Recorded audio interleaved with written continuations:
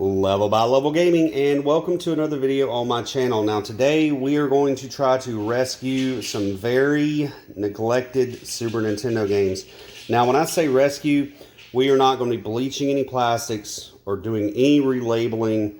We are basically going to get in here and try to save the pins or legs on these boards, the internals. We're going to clean everything up, and we're going to try to take a game that doesn't work and bring it back to life. And then we're just going to do some light cleaning on the surface of these carts. Now, what I'm going to cover is what worked for me. By no means am I an expert. I'm just a hobbyist here that is trying to bring some of this stuff back to life to be able to be enjoyed again. To give you a little bit of backstory on these games, a friend of mine that runs a thrift store literally gave me a shopping bag full of games that were in a shed that had collapsed. These were in a box, and these were exposed to elements for an unknown amount of time, and he couldn't do anything with them. Can't fix them, sell them, do whatever.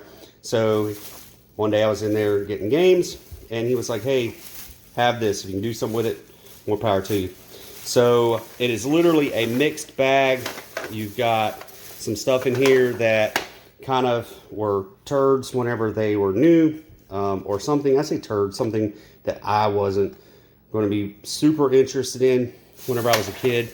And then there were some absolute gems like Super Mario Brothers RPG.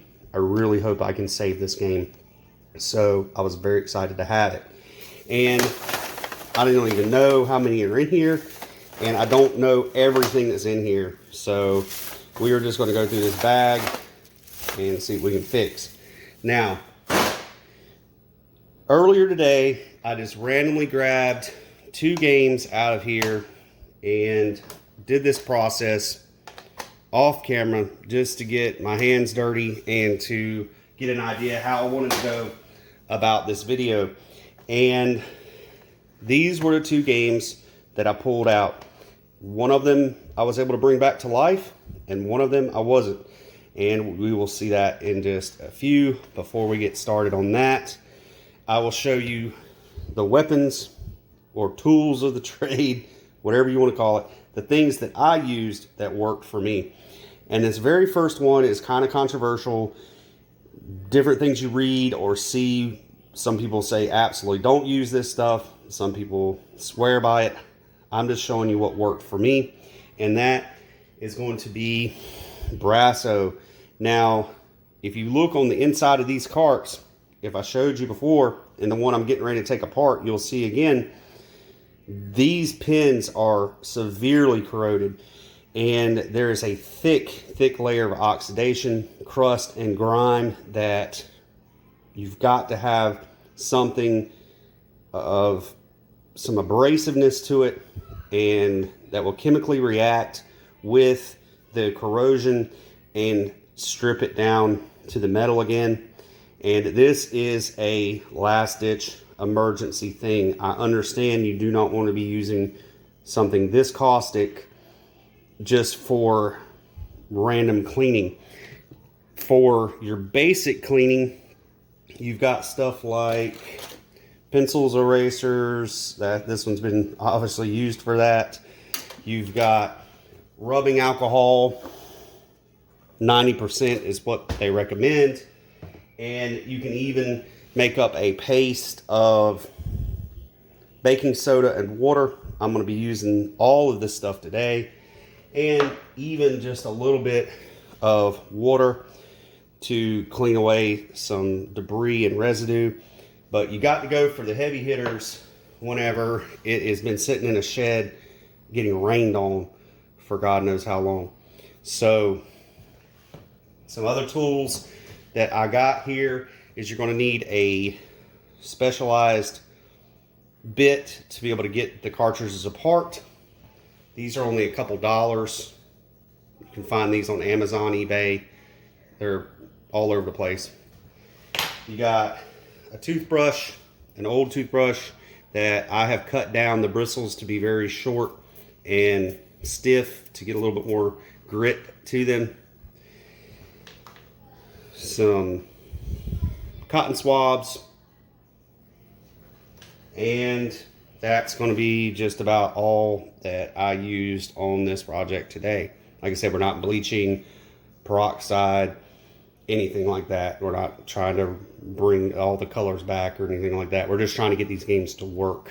And of these two games, the very first one that I did this process to was SimCity. I took it apart, and inside you have your board, and this one has a battery save on it, a little bit more complicated board. I cleaned these down to where you can see the metal again from being just green and black and all kinds of just nasty. Clean these down, and then I took apart Mighty Morphin Power Rangers, which is a more simple cart here, just a couple chips, no battery, and you can see I did the same process to these. That stuff, once all this corrosion comes off, some of it you're down to the copper in the leads here, and all of the outer layer has been scrubbed away. So that's what they're not really wanting to happen with the Brasso being so caustic. But in these cases, it was absolutely necessary to get it to even try to connect. So like I said, this is the last ditch effort, guys. Now I'm going to show you the first one that I did and I put together. I put all that time and effort and cleaning into, which was SimCity. And just to prove to you that my Super Nintendo works, you can just see my Super Nintendo and the screen in the edge of the frame there. We've got a working Super Nintendo, and a working game. SimCity, the first game that I did this process to, we get a black screen. No moss. So this is one of those kind of things where I try not to get discouraged. I mean, the old trick, blowing in it, it's beyond that. So whatever this cart went through was deeper than just cleaning that. This is obviously going to be one that is going to require some very deep diving, maybe some more cleaning or something, maybe something with this battery being replaced. I don't know, maybe this one's dead, guys. But not being discouraged, I cleaned up my second one, did the exact same thing, and this was a game that wouldn't even show anything on the screen, very corroded, and we will see what happens when I plug it in here.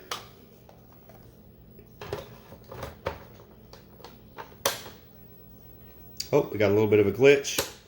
Let's see this. Let's try this.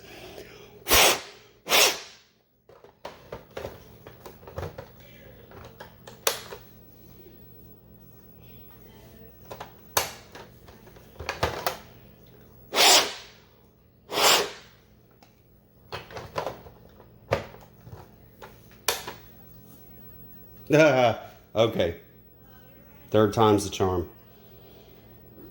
Resituating it and buttoning that plastic back up with the screws might make everything set a little bit better.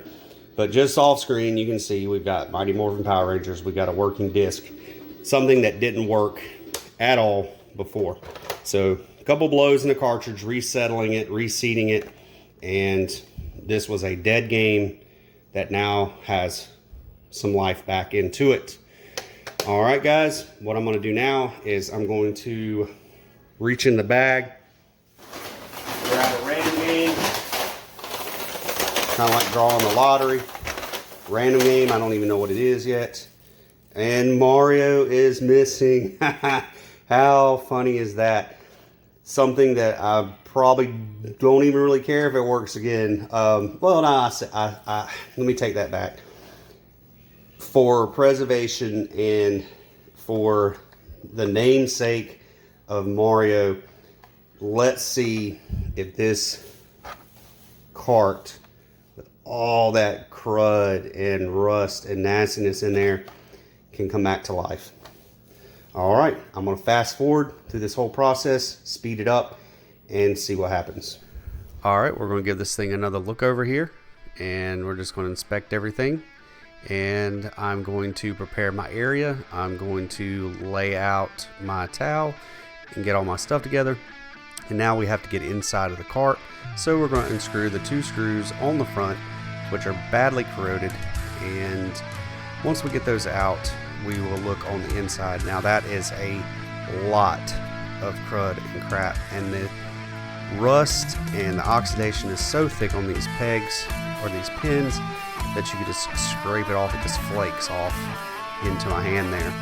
So we're going to start the scrubbing process with some alcohol and just get the base layer of just wear and crud off of the board, and then we're going to lay down a bead of this Brasso, and I'm just going to kind of paint it on with my finger just to let it sit for a little bit. You can actually see it start to bubble and change colors as it is eating into this corrosion. And then from here, I'm just going to scrub it. We have to apply quite a bit of pressure, and you can see on the towel down there that the crud is just coming off. It's just green and black, and it's just coming off in layers here. So we were just going to rinse and repeat, laying down a bead, painting it on, letting it sit for a few seconds and bubble up. And then we start scrubbing with the brush, and this process is the long and arduous part of cleaning this board. So we're just going to sit back and watch that for a few seconds.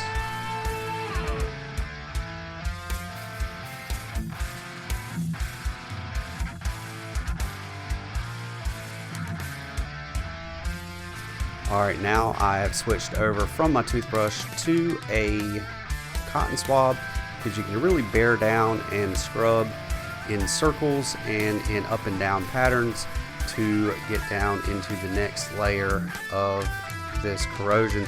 And as you can see here, it's starting to turn colors on the cotton swab, and it's really messy. It's all over your hands, but I'm pressing firm and I'm using a lot of pressure and a back and forth, up and down and circular motion with the cotton swab to get that stuff off of there. Now we are going to do some just cleaning off of the residue with some water and some alcohol, and you can see that it's starting to come off, and we're able to see the difference between the front side of the pins and the back side of the pins. Alright, so after quite a bit of scrubbing, I am down to doing a final clean on here with some water and some more alcohol to get this residue off, and you can really start seeing the shine come through on the pins. We're going to pat dry everything here, and you'll see here in a second I'll show you the surface of the towel, and you can see all the grime and crud that had just come off with doing this pat and dry. There you go.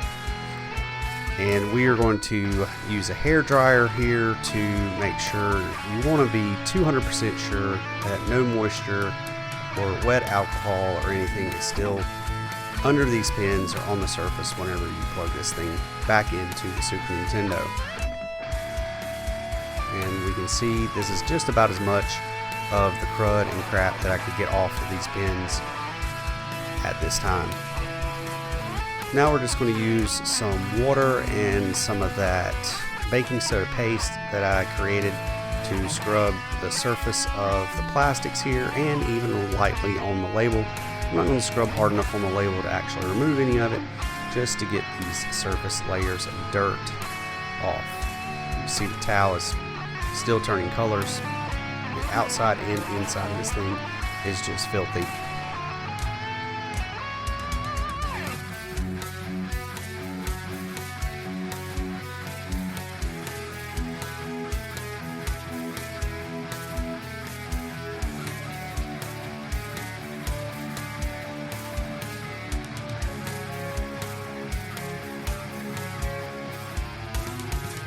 Alright, We have done all the light scrubbing and cleaning that we're going to do, and the surface of the plastic has come somewhat clean. Even the black magic marker that was on the front of the game has come off, and these inside tracks where the legs of the board are clean. And we are going to use a hair dryer inside of the cavity of the cassette or the cartridge just to make sure there's no moisture before we place the board back in, and we button this thing up to see if it will work.